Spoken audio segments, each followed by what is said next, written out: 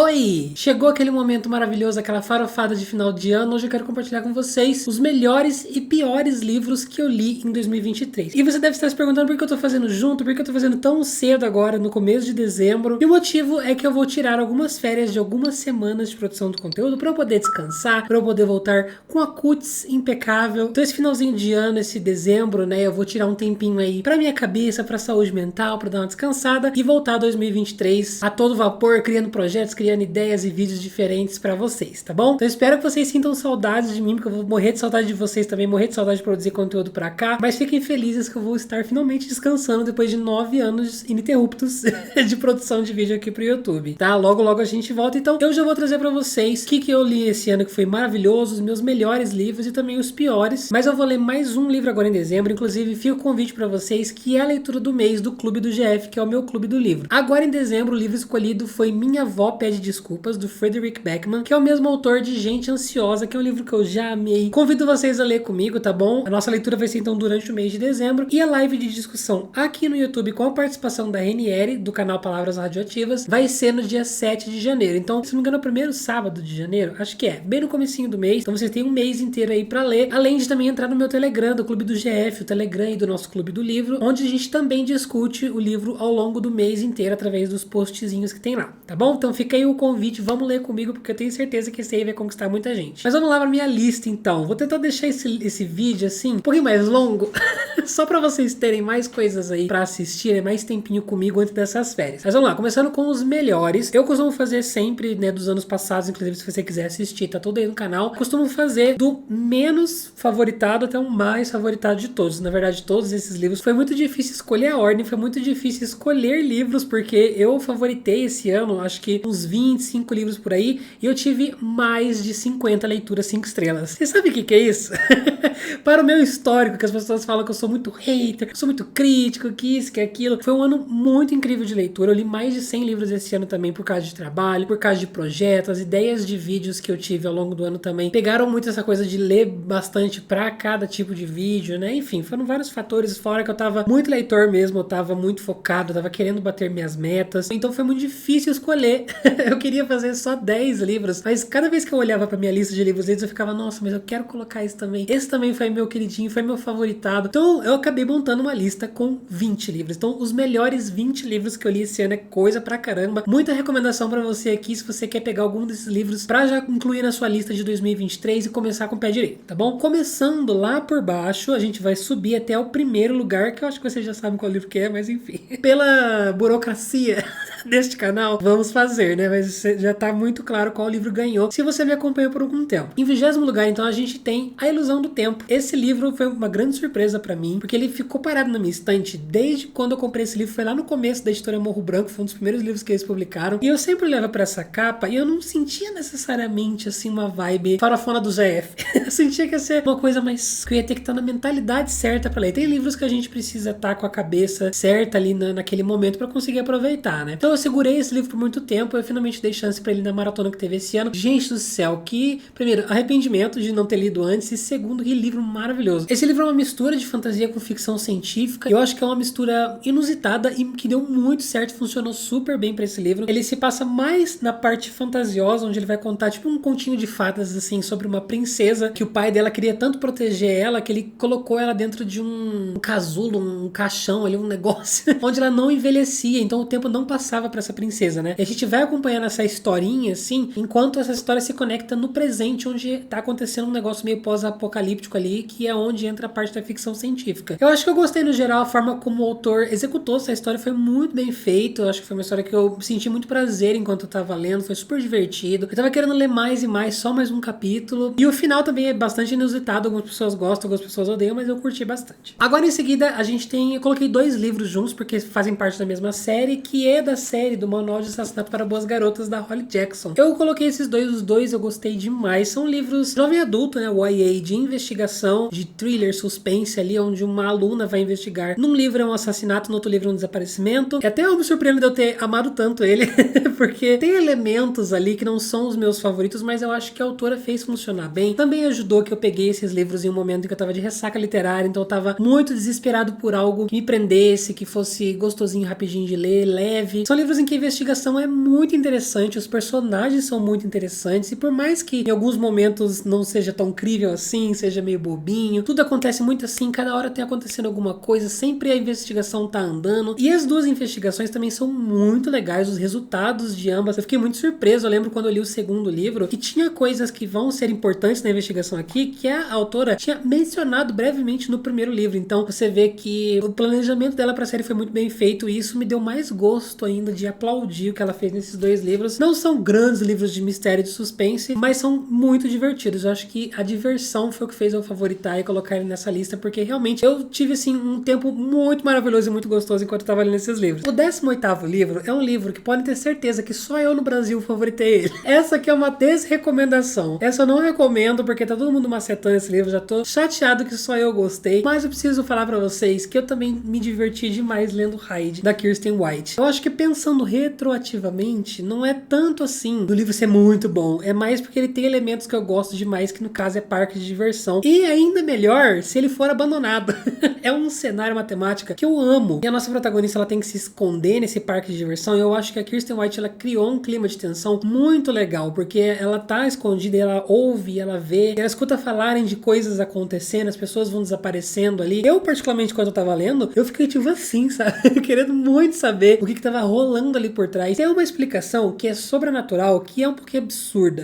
Na verdade, um pouquinho não, é muito absurda. O que, quando eu tava lendo, eu pensei, nossa, as pessoas realmente vão macetar esse final desse livro. A explicação de tudo, as pessoas vão tacar tanta pedra. Eu já tava prevendo. Mas eu gostei muito da parte sobrenatural, eu gostei muito de como se concluiu. Eu penso em Hyde até hoje, eu lembro dos cenários, eu lembro dos acontecimentos, eu lembro que eu me senti muito naquele parque de diversão. As descrições da Kirsten também super me deixaram com medinho, assim, com esse friozinho na espinha. Assim, se você gosta de parque de diversão, tá aí um livro que pode te atender a essas expectativas, mas saiba assim que se você não gostar, você tá respaldado por um monte de gente. Se você gostar, pelo menos agora tem 2 pessoas na minha comunidade. Em seguida, outro livro que também, mais ou menos, aí eu vejo algumas pessoas não curtirem, mas eu amei demais, e pra mim, inclusive, é um dos melhores da autora, que é Mansão Gallant, da Victoria Schwab. Eu já li quase tudo da Victoria Schwab, tudo que eu li dela eu amei, acho que não teve nada dela que eu não curti. A Mansão Gallant tem vários outros elementos que eu curto bastante. Primeiro que essa coisa de menina órfã, então o começo da história introduz a gente nela nesse cenário aí de uma casa junto com outras crianças, e tipo escola, assim, o que eu curto bastante. E também depois ela acaba indo pra uma outra mansão, que é a Mansão Gallant, onde coisas bizarrinhas também começam a acontecer. Eu acho que é uma temática que funciona muito pra mim. Independente se o livro for bom, se for ruim, eu acho que eu vou gostar do mesmo jeito. Se tiver essa temática, esse elemento de local onde coisas bizarras estão acontecendo. Se você souber de livros assim, por favor, deixa pra mim aqui nos comentários as sugestões, que eu vou adorar. Eu estou necessitado de ler mais coisas assim. Então, o Hyde, por exemplo, ele é, né, um parque de diversão, onde coisas sinistras que você não sabe o que tá rolando estão acontecendo, e no Mansão Gallant também, só que é num cenário de uma mansão, e vai ter elementos meio Stranger Things, um negócio meio assim, o que é outra coisa que me chamou muita atenção. Em seguida a gente tem então a Estratégia do Charme, da Alison Cochrane. Esse foi o primeiro livro que a gente leu, foi o livro de estreia do Clube do GF, foi uma escolha maravilhosa também, que deu super certo, pelo menos eu acho que na época eu vi todo mundo gostar, tiveram pouquíssimas pessoas que não curtiram, e é um livro de romance misturado com reality show. Eu acho que esse livro, ele constrói personagens de uma forma magnífica, você se apaixone, você se conecta e você se importa com o casal aqui que a gente tem, né? Mas também com todo mundo que tá ao redor deles. É incrível como ela conseguiu dar personalidade pra todo mundo, e ao mesmo tempo é um casal que traz muita carga de ambos os lados, né? Os dois rapazes, eles têm muito no passado deles e muito na vida pessoal que eles precisam trabalhar, e eles vão se ajudar, e um vai conseguir, não necessariamente curar, mas trazer esse apoio um ao outro, e assim eles vão conseguindo crescer e aprender e evoluir. Ai, eu vou amar esse casal pro resto da vida, e esse livro também é maravilhoso. Em 15º lugar, então, Uma Questão de Química, da Bonnie Garmus. Esse livro, inclusive, vai virar filme. Se eu não me engano, quem vai fazer a protagonista é a Brie Larson. Esse livro é vendido como romance, mas eu acho que ele é muito mais um drama, ou um livro até com elementos históricos, que ele se passa bastante no passado, né? E ele é um livro que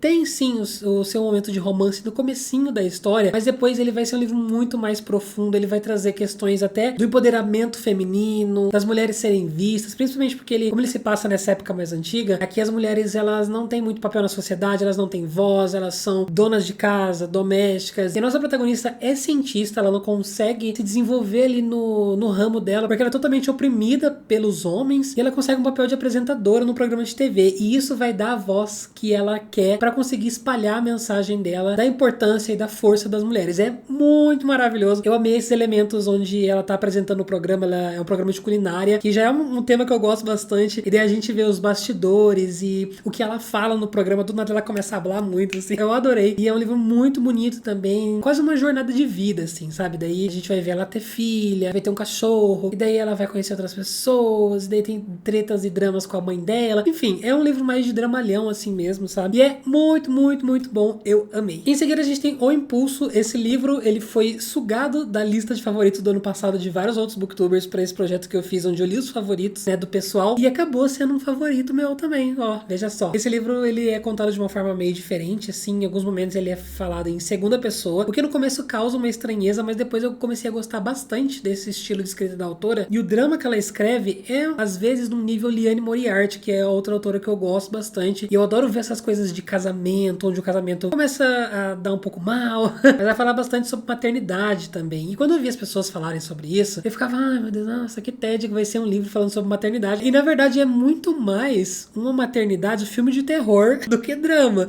porque essa criança é o capeta, essa criança vai começar a fazer umas coisas que é muito bizarra, então eu ficava lendo esse livro, eu ficava assim, ó, eu ficava chocado, surpreso, eu não conseguia parar de ler, eu gostei muito da experiência de ler ele, eu acho que é um livro que futuramente cabe aí uma releitura, porque eu quero passar por essa experiência de novo, pela questão do relacionamento da protagonista, da construção e desconstrução de um casamento, eu acho que ela fez isso muito bem também, e é um livro fenomenal, 5 estrelas favoritado. Pensando bem, a gente só teve um livro de fantasia até agora, é uma fantasia ainda misturado com sci-fi, que também é mais ou menos o gênero, a premissa desse livro aqui, de Founderside, que está em 13º lugar, tô colando na minha listinha ali. O Founderside, ele já merece um lugar na lista pela construção do mundo e pela criatividade do autor em criar essa história, porque aqui existe um universo onde as pessoas conseguem escrever coisas específicas em objetos, e esses objetos meio que ganham vida e eles podem ter outras funções, e existem muitas regras em relação a esse universo. Eu acho que a construção que o autor fez, inclusive, eu lembro que a maioria das coisas que eu marquei foram coisas dele explicando como funciona esse universo, e eu tava tão interessado nisso, achei tão sensacional como ele pensou, como ele fez essa estratégia, como ele desenvolveu o planejamento da história dele em relação a isso, que deu gosto de ver. É um livro com uma aventura muito estilo Brandon Sanderson também, onde acontecem várias coisas, e vai pra lá, e vai pra cá, e tem gangues, e assassinatos, e tramas, e tramóias, e traições, e política, tem de tudo, gente. Eu tô muito empolgado para ler o segundo e terceiro livro, quero logo terminar essa trilogia, até porque antes que eu esqueça da história.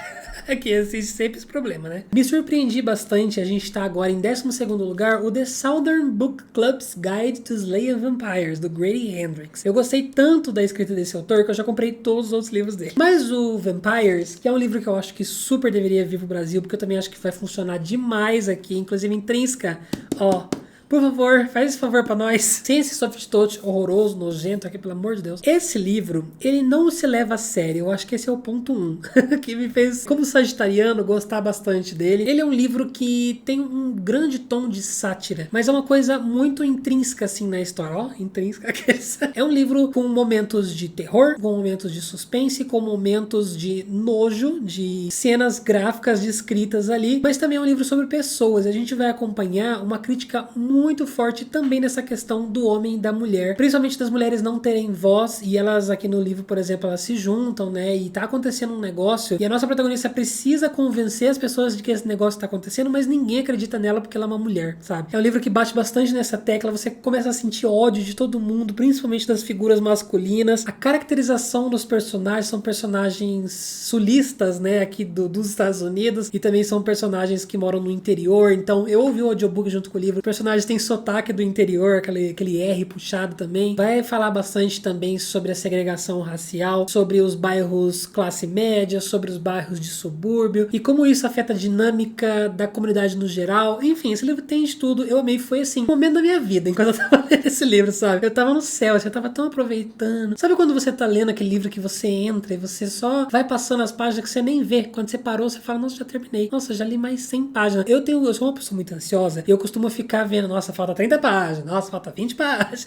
Fica todo momento contando quantas páginas falta, porque a minha natureza é ansiosa mesmo. Mas esse livro eu tava tão lá dentro que eu não percebia onde eu tava no livro. Quando eu vi, eu já tava lá na frente, entendeu? Então foi muito gostoso mesmo. Vamos agora de mais romancinho. E essas duas autoras, que na verdade juntas formam a autora do livro, né? Na verdade é um pseudônimo de duas amigas, que é a Christina Lauren, que vocês viram, né, acompanhar essa jornada de eu me apaixonar por ela ao longo desse ano. Então esses dois livros que eu li delas, eu resolvi colocar junto, elas estão na mesma posição nessa lista, que foram romances que eu amei demais, que é o Imperfeitos. A gente tem publicação já no Brasil. E também tem nesse aqui, que é A Equação Perfeita do Amor, se eu não me engano, o título final dele aqui. É uma capa tão feia, tadinha. Mas enfim, essas autoras não dão sorte mesmo com as capas, que é tudo feio. Mas, Christina Lauren, pra mim, eu tenho hoje como referência em senso de humor em um gênero de comédia romântica. Elas têm um jeito de escrever, e não só a piada, sabe? Mas o ritmo da história, a leveza dos personagens, a leveza da narrativa e da história, de como elas conduzem a trama, que às vezes é um pouquinho clichê da comédia romântica da Sessão da Tarde, às vezes é muito original e muito diferente. O balanço delas em relação a isso é muito bom, mas o senso de humor delas casa muito com o meu, nos momentos certos, do jeito certo. E o Imperfeitos tem o grande plus, que é esse cenário de resort, de praia, de verão, de férias, que eu gosto bastante também. E esse aqui tem elementos de ficção científica. Então, parece que ela escreveu esses livros pra mim. Eu já tô com mais 2 ou 3 livros delas que eu quero ler também. Logo em breve. Agora, por essa vocês não esperavam, hein? Em 10º lugar, já estamos na metade da lista, está Verity, da Colleen Hoover. O que aconteceu? Né? O que rolou? Eu te pergunto. O Vitor do passado, assistindo a esse vídeo agora, ficaria horrorizado. Verity, pra mim, tem justamente, eu acho que vocês vão entender, pelas coisas que eu já falei, alguns minutos atrás, que tem esse elemento de coisas bizarras acontecendo que você não sabe explicar e você quer saber qual é a explicação. Junta que a gente tem aqui uma biografia que a nossa protagonista tá lendo, e nessa biografia tá contando coisas horrorosas e terríveis que você fica chocado como leitor, mas também ela tá num ambiente onde está a pessoa que escreveu essas coisas chocantes. Então você já, só de você estar na mesma casa que essa pessoa, você já fica com medo, né? Foi assim, uma experiência de imersão que eu só parei quando eu fechei o livro. Sabe aqueles momentos de filme, de suspense, de terror, onde tá tudo meio quieto e só tá tocando uma musiquinha de fundo e a protagonista tá andando por um corredor e você sente aquele medo de que a qualquer momento vai aparecer um bicho e assustar? Sabe? Esse sentimento que você consegue prever que o jumpscare tá quase vindo aí, aquele momento onde vai fazer, vai aparecer alguma coisa e você vai tomar um susto. Esse livro inteiro é um grande momento da protagonista no corredor. É um grande momento de você antecipando o susto, de você antecipando alguma coisa que você vai ficar tipo...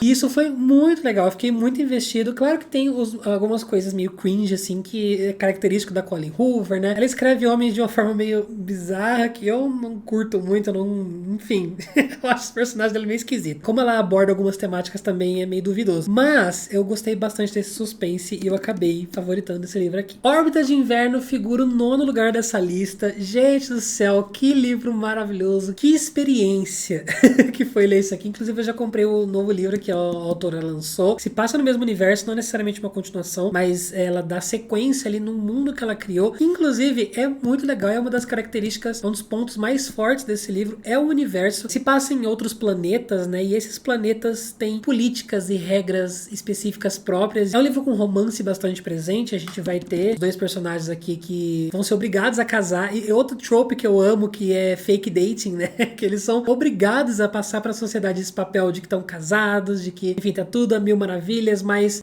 entre 4 paredes não dorme na mesma cama, sabe? Às vezes se odeia, às vezes não sei o quê. É uma temática que pode me jogar 10 livros com ela em cima de mim, assim, me dá um banho de livro com esse tema que eu vou amar e vou dar 5 estrelas pra todos.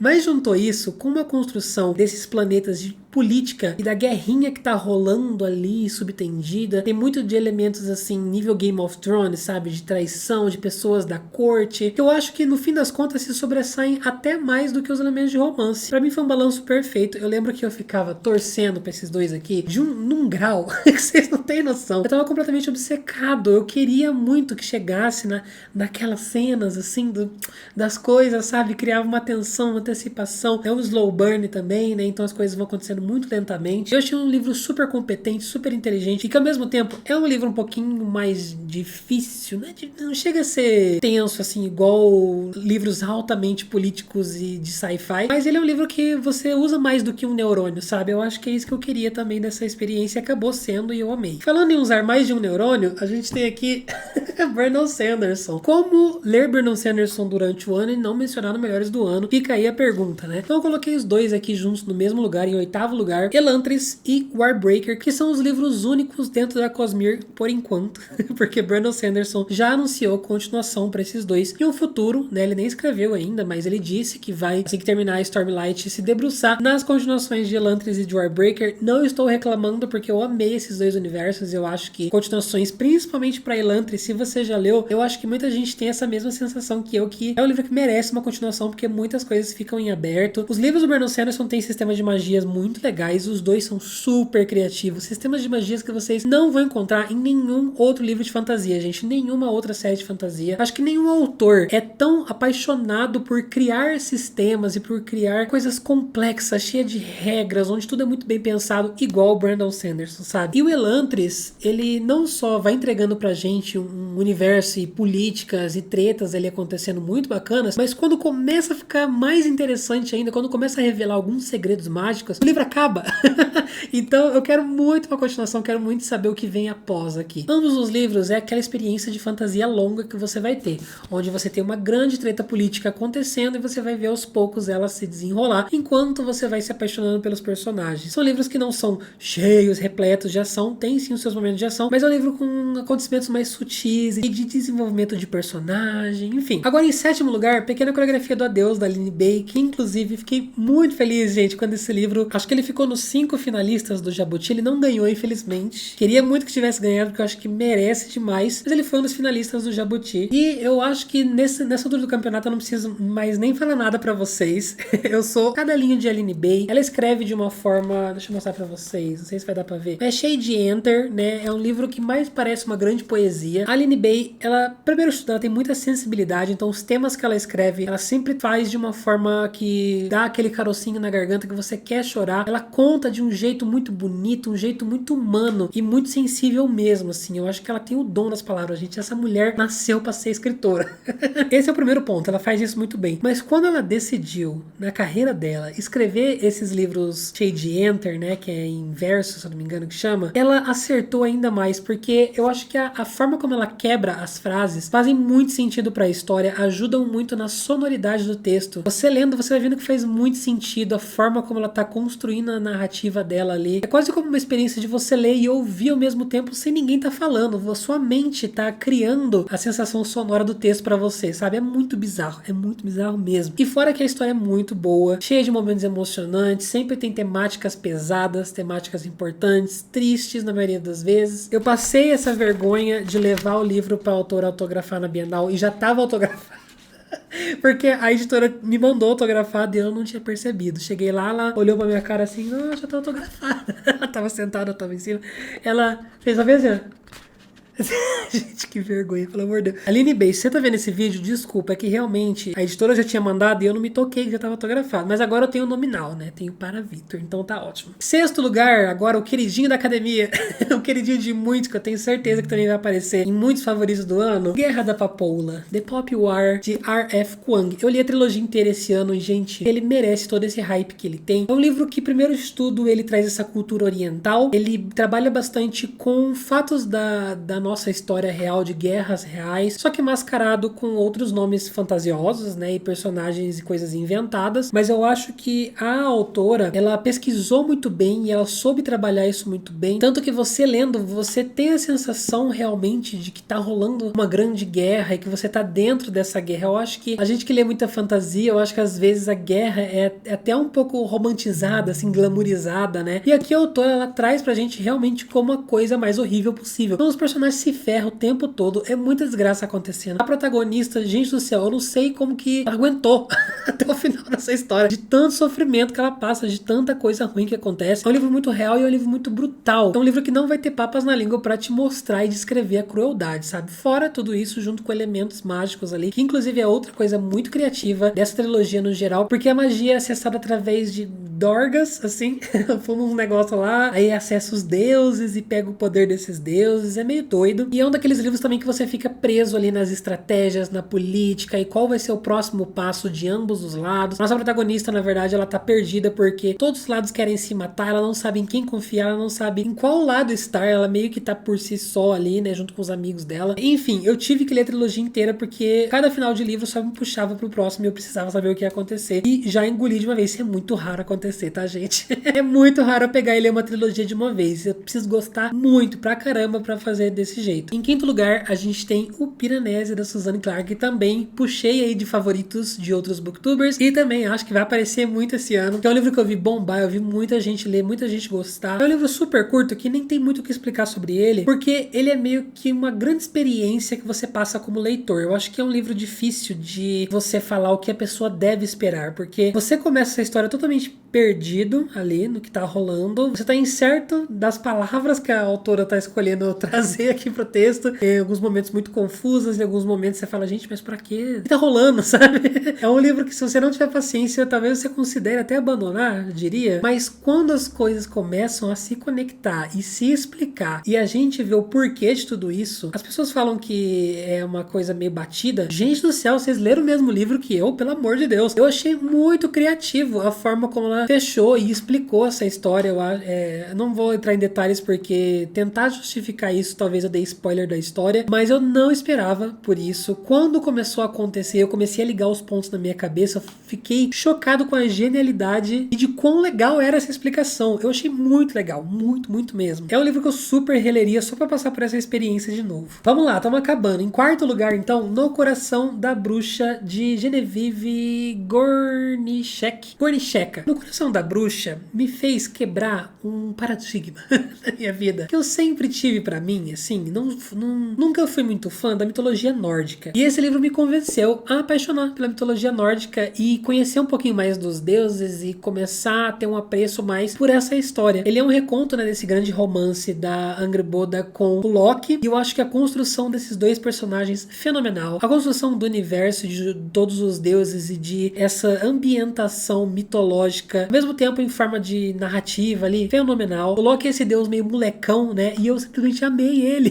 Claro que ele é muito falho, ele é um cafajeste, ele é um merda, né, mas eu gostei muito da construção de personagem que a autora fez pra ele, e eu ficava muito assim, tipo, vidrado nesses dois, e na interação deles, e deve acontecer um monte de coisa, vai ter filho, e daí tem um filho que é uma cobra, sei lá, nem lembro mais. Eu sei que é uma história que ela realmente traz a sensação da emoção e de paixão e de heroísmo e de força que as histórias mitológicas nórdicas trazem. Eu acho que é um livro que ele trouxe muito bem a essência de toda a mitologia nórdica, sabe, pro texto, pra história, e você nem precisa gostar de mitologia pra gostar desse livro, porque só a trama de romance e política que acontece ali ao longo do livro já vale muito a pena, porque é muito bom mesmo. Agora nosso top 3. Vamos lá, os 3 melhores livros desse ano. Um deles, que é o próximo na verdade, eu acho que eu mesmo fiquei muito assim, nossa, quem diria, de um livro que eu tinha completo pavor de ler pra um livro que tá no meu top 3 de melhores do ano e da vida, inclusive, que é o Ensaio sobre a Cegueira do Saramago.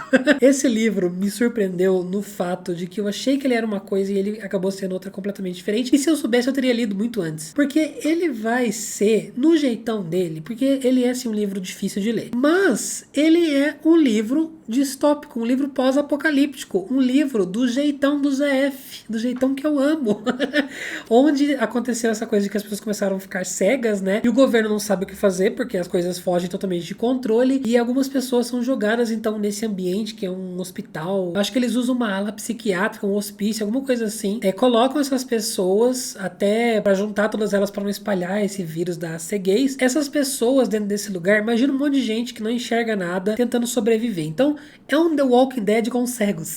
É um negócio muito, tipo, sobre a crueldade do ser humano, sobre a brutalidade, sobre até onde o ser humano vai pra sobreviver. Então eles estão juntos ali, aí começa a briga por comida, aí começa a briga por cama, aí começa, meu Deus, como que a gente vai fazer pra ir no banheiro se ninguém enxerga? Problemas interpessoais, de uma pessoa não começou a tretar com a outra e os dois já querem se matar e tem outras pessoas que se mexem no meio. É um grande dramalhão de The Walking Dead, entendeu? E eu amei demais. Sabe quando você fica chocado, mas você não se surpreende? Porque você vê que o ser humano podia muito bem chegar nesse ponto mesmo. Ser cruel desse jeito é muito sobre a realidade da crueldade, aonde a falta de empatia leva as pessoas. E é um cenário, uma construção que o Saramago fez que, ó, de aplaudir de pé. E em segundo lugar, então, a gente tem uma leitura mais recente agora do finalzinho do segundo semestre, que é Nada para Ver Aqui. Segundão deste ano, um dos melhores livros que eu li também na vida. Nada para Ver Aqui sobre crianças que pegam fogo, que é muito mais um livro sobre amizade e sobre amor de duas crianças com a babá delas, vamos dizer, porque a nossa protagonista, ela é chamada por uma amiga dela lá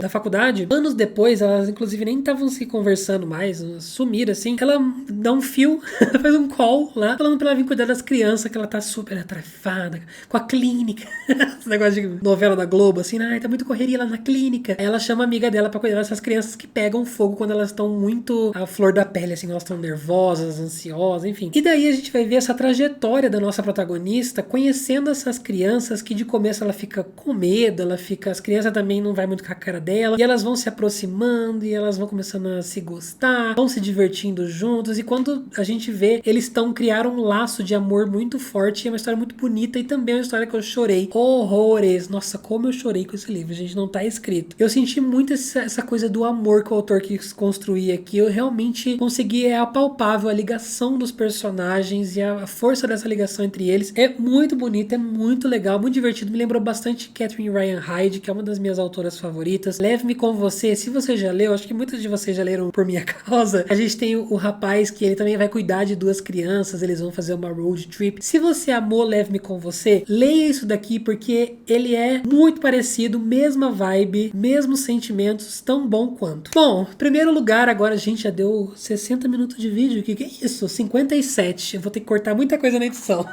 Mas vamos lá. Primeiro lugar, antes de eu falar, pausa esse vídeo e comenta aqui qual vocês acham que é, porque eu tenho certeza que 95% vão acertar, até porque é um livro que eu falei o ano inteiro e eu ainda não mencionei nele, porque justamente ele tá por último, porque ele é o primeiro lugar na minha lista. O topo, o livro que eu mais amei esse ano, que é Cidade nas Nuvens, do Anthony Doerr. Como explicar? Como explicar? Eu acho que posso só mostrar isso aqui e a gente já dá tchau, já encerra. Ou preciso dizer mais alguma coisa? Cidade nas Nuvens é uma grande homenagem para quem ama os livros. Ele é uma grande homenagem à literatura e aos livros no geral, assim, porque ele vai falar sobre como um livro perpetuar, ele pode mudar gerações, e aqui no caso a gente tem gerações muito distantes. Uma é no passado, nas tretas de Constantinopla, outra no presente e outra no futuro, tipo assim, de espaçonave de sci-fi, entendeu? Então ele junta todos esses períodos de tempo, passado, presente e futuro, e todos esses três se ligam por causa de um livro. Então, a partir daí já começa a grande mensagem de que as palavras têm o poder de conectar e de perpetuar por anos e de mudar pessoas, não importa em qual período elas estejam. E isso é muito forte, é uma mensagem muito forte. Acho que é o livro dos bibliotecários. As histórias que estão acontecendo em cada tempo são histórias diferentes. Um vai falar sobre uma treta ali que tá rolando em Constantinopla. Um vai sobre um menino que ele tem algumas questões psicológicas, ele vive só com a mãe, ele é muito solitário, enfim, tem todo um negócio ali. No futuro, sobre crianças e um ambiente assim de espaçonave que estão tentando saber e conhecer mais sobre a humanidade, de onde eles vêm. É um livro que tem de tudo. Acho que pode agradar todos os gêneros, todas as pessoas, todas as coisas, entendeu? Tudo isso de uma forma muito mágica, com elementos aqui e ali também de realismo mágico, um toquinho mágico, sabe? Só uma purpurinha, um glitter, um negócio assim. A escrita do Anthony Doerr, se você já leu alguma coisa dele, ele faz capítulos muito curtos, então é uma página e meia, e esse livro é cheio de quebra, assim, tipo, você lê um capítulo, já começa, parte 2. Aí você lê mais um capítulo, aí já tem parte 11 já aqui. Então ele tá a todo momento pulando entre perspectivas, entre personagens, entre coisas acontecendo. Você tá aqui, daqui a pouquinho você já tá ali. Faz esse ritmo de leitura também ser bem mais ágil e você ficar investido na história. quando você vê, você já terminou. Então as pessoas ficam com muito medo do tamanho desse livro. Gente, eu ouso dizer que é um livro para ler em 2, 3 dias. Não se assustem com o tamanho Cidade das Nuvens. Ele, pra mim, ganha como o livro do ano, o primeiro lugar, o melhor livro que eu li. Se pá, ever, assim, na minha lista de top 5 da vida. Muito empolgado para o que vem no futuro aí do Anthony Doerr. Vou ficar super de olho nesse autor, porque eu já tinha lido Toda Luz Que Não Podemos Ver. É isso o nome do outro livro? Há muito tempo atrás, e caiu no esquecimento, assim, sabe? Eu gostei muito, mas não foi a completa paixão que foi nesse livro. Aí, quando ele lançou isso aqui, eu olhei pra essa capa e falei... Nossa, mas me atrai muito essa capa, hein? Parece que eu vou gostar. E agora eu tô assim com o radarzinho piscando em cima do Anthony Doerr. Lançou, eu li e favoritei. Vem aí. Bom, gente, esses foram então os 20 livros, melhores 20 livros que eu li no ano de 2022. Agora a gente vai pra uma segunda parte. Eu vou ser mais breve aqui, eu não vou ficar falando horrores, só pra pontuar os piores livros, com muitas aspas, porque eu não li muito livro ruim esse ano, não li nada que fosse muito assim, tipo, nossa, que ódio, meu Deus do céu, taca fogo nesse livro. E eu vou só pincelar alguns livros que me decepcionaram, livros que não foram tudo isso que eu tava esperando. Também numa ordem, em 12º lugar, a gente tem Cordialmente Cruel, que é um livro que ele se vende ali como um suspense, um thriller, uma coisa de investigação, de coisas que aconteceram no passado. Ele acaba sendo um livro muito mais adolescente, romance, e pessoas classe média alta sem nada pra fazer, arranjando coisa pra fazer, que chega a irritar um pouco, assim, sabe? Em 11º lugar, O Que o Vento Sussurra. Eu fiquei muito feliz, inclusive, assim, não fico feliz em ver as pessoas sofrerem, mas me senti respaldado quando eu vi as pessoas não gostando também. É um livro de viagem no tempo, onde a protagonista é um negócio bem Outlander, assim, ela tá vivendo a vida dela, daí ela volta, e ela volta pra uma Irlanda, acho que é Irlanda, antiga, onde ela vai ter contato com os antepassados dela e com o avô dela quando ainda era criança. E é um livro que tem uma premissa muito bacana, mas a execução dele é totalmente, tipo... O que essa autora fez, gente? Pelo amor de Deus. A protagonista, ela viaja no tempo, ela chega 200 mil anos depois, ela não questiona, ela já chega lá, tipo, voltei pro passado, tô aqui, ai que beleza. Aí ela decide que ela vai comprar roupas para se adequar à moda da época. Aí, gente, são 5 capítulos dela comprando roupa. É um livro que tinha muito potencial também pra fazer essa construção de uma Irlanda antiga. Em vez disso, a autora só fica jogando nome de rua, nome de lago. O que eu quero saber de nome de lago, gente? Eu quero que ela pinta na minha cabeça um cenário histórico, que ela crie um ambiente onde você se encante, você quer estar lá e você quer imaginar. Mas não, ela só fica, fui lá na Walker Street, na loja do Randy Bryans e depois passei pelo lago Winchester. Aí você fica...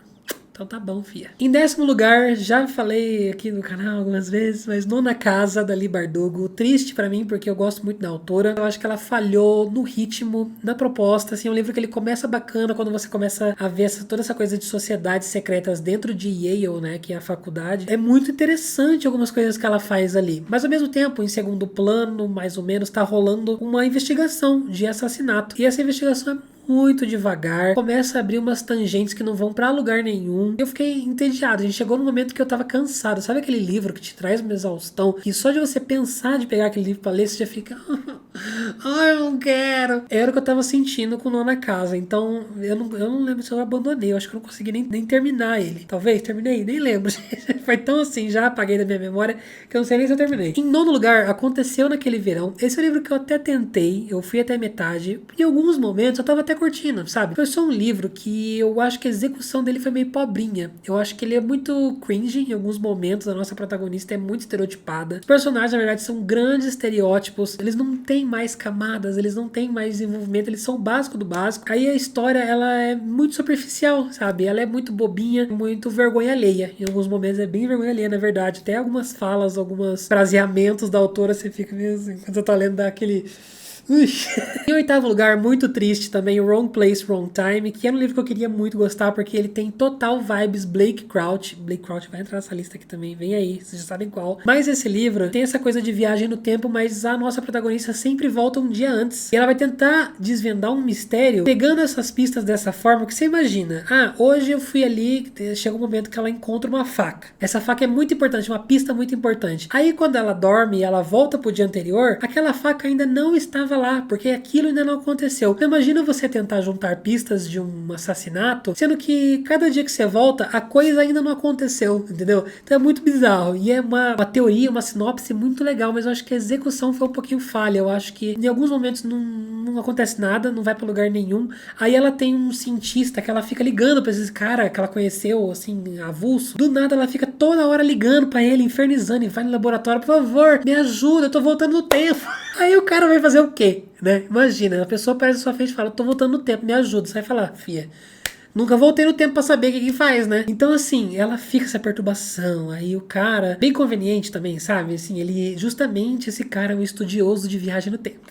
Então, assim, são muitos defeitinhos que enquanto eu tava lendo, eu tava tipo, ai, gente. Eu tava com gente, tipo, acaba, pelo amor de Deus, acaba. Não acabava nunca esse livro. Em sétimo lugar, Cidade da Lua Crescente, de senhorita Sarah J. Maas. Eu achei esse livro uma grande salada, um grande bololô de coisa ali. Eu acho que ela quis fazer muita coisa num negócio só. Não funcionou, achei confuso. Ela começa a explicar 500 mil regras do universo. Não pareceu um universo único. Parece que ela quis colocar 300 outros universos que ela gosta como leitora no livro dela e virou esse Frankenstein de coisas, né? É outra coisa com os livros da Sarah J. Maas hoje em dia, ela tem essa necessidade, não sei se é dela ou porque isso segura mais os leitores ou porque isso vende ou porque gera mais dinheiro, não sei qual que é o segredo por trás de livros muito longos. Ela faz um livro desse que em 200 páginas ainda não começou a história, ainda não saiu do lugar, parece que você leu 200 páginas de nada e enfim, no geral não curti muito não. Acabei abandonando também, tá? Não dei sequência, nem terminei o livro. Em sexto lugar, hoje é hoje que meu canal é cancelado, hein?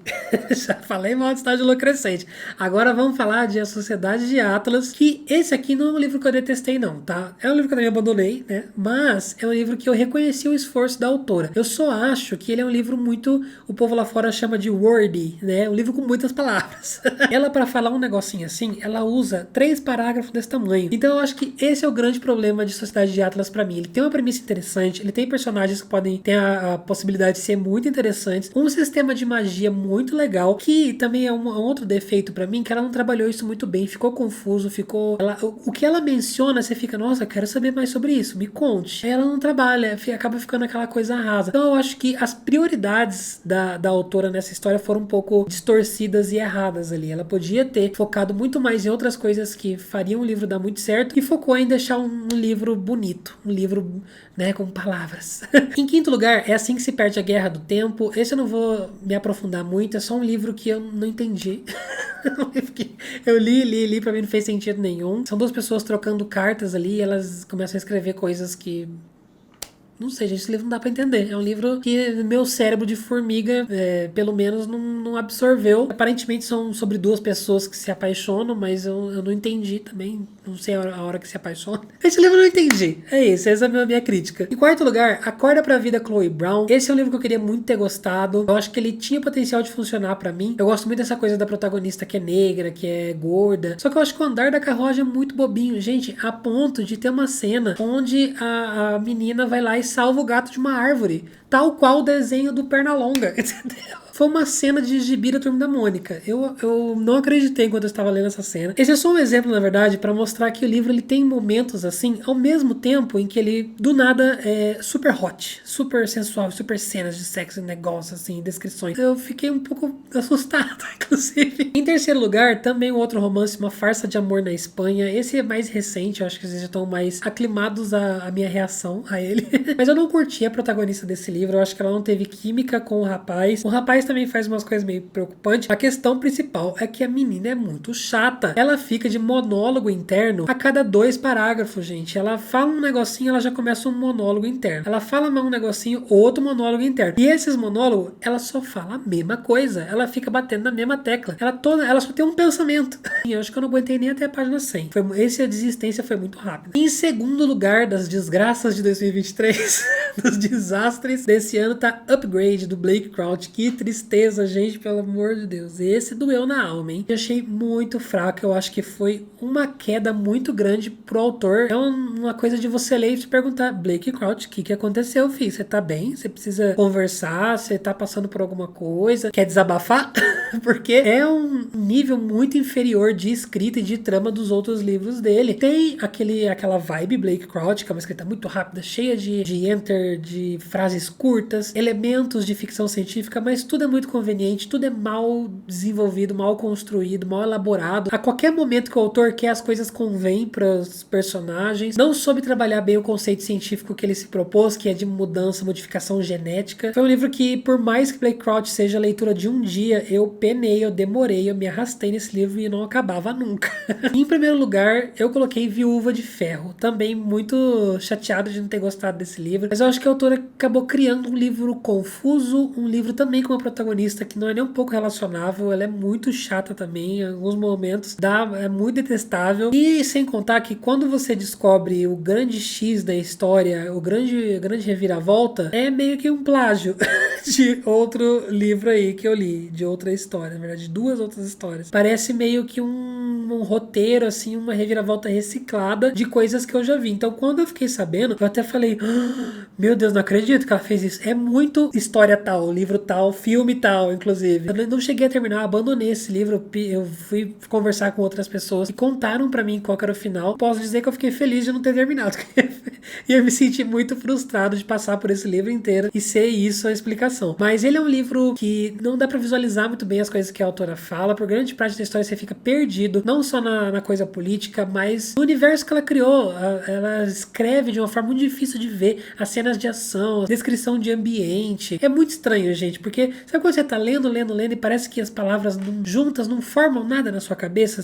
Só parece que você tá olhando palavras, mas não tá fazendo sentido na sua cabeça, não tá criando imersão, não tá criando imagens e não tá passando aquele filminho do livro na sua cabeça, sabe? Você só tá lendo por ler. Então, essa foi a minha sensação de Viúva de Ferro, foi por isso que eu não curti, infelizmente. Bom, gente, esse foi o vídeo de hoje, espero muito que vocês tenham gostado, apesar de alguns livros que eu não curti, inclusive, por favor, não me massacrem, tenham empatia por isso que vos fala. Sei que eu falei de alguns livros populares aqui que, né, muita gente gosta, mas infelizmente pra mim não rolou, né? Sempre digo isso também, que não porque não funcionou pra mim, que o livro é ruim, que o livro é horrível, é só a minha opinião, você pode muito bem gostar e tá tudo bem, mas também foquem em 20 livros maravilhosos que eu trouxe pra vocês. Espero que vocês tenham curtido essa lista, espero que vocês também deem uma chance pra todos esses aqui, ó, que estão do meu lado. Que vocês deem uma chance para esses livros maravilhosos. Deixa aqui nos comentários, se você não sabe dizer só o melhor do ano, coloca tipo um top 3 dos livros que você leu nesse ano de 2022, para eu também já anotar quais livros que foram os melhores que vocês acham que eu tenho que ler nesse próximo ano. Vou anotar as recomendações de vocês. Dê um joinha para ajudar no engajamento. Gente, a gente tá encerrando o ano. Tenham um ótimo fim de ano. Feliz Natal para vocês, ótimas festas. A gente se vê ano que vem. Quem for descansar agora também, bom descanso pra mim, que eu estou precisando, quero jogar muito videogame agora em dezembro, e a gente se vê também no dia 7 pra discutir Minha Avó Pede Desculpas. Aguardo vocês, não me deixem na mão, hein? Vamos ler esse livro comigo. Muito obrigado por tudo, obrigado por esse ano maravilhoso, por todo o carinho, por todo o companheirismo, pela amizade de vocês, pelo amor de vocês, por mim, pelo conteúdo, pelo canal, e tem muito mais no ano que vem, tá bom? Por enquanto a gente vai ficando por aqui. Grande beijo pra vocês e tchau!